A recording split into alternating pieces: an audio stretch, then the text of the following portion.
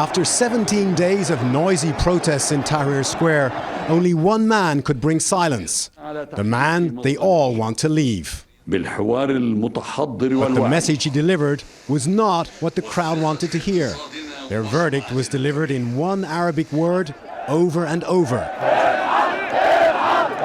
Erhal, erhal, leave, leave. They only agree on one thing, which is that they need the President Mubarak to leave.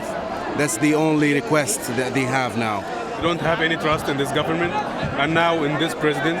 And now he is making people like more having fight together again.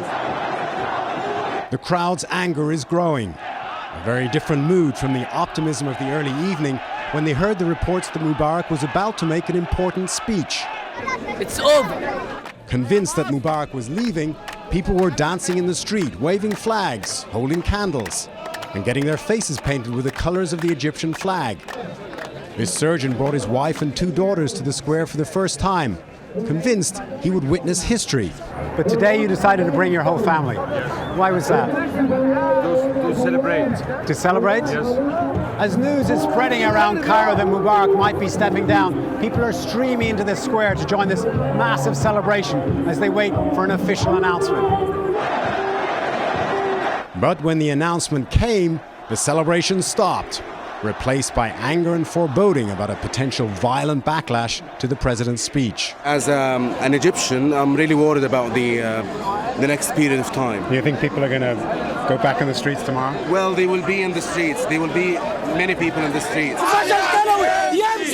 Minutes after the end of the speech, the crowd began calling for tomorrow's million-man march, determined not to give Mubarak the last word.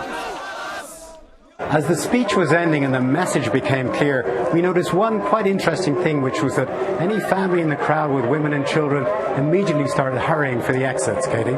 And Terry, what was it like to be in the middle of that enormous crowd when the people suddenly realized that Mubarak wasn't resigning after all?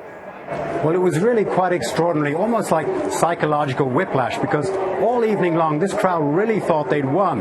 But then when it was snatched away from them, their mood turned on a dime. And right now this crowd is probably more angry than it's ever been, Katie. All right, Terry McCarthy in Cairo tonight. Terry, thank you.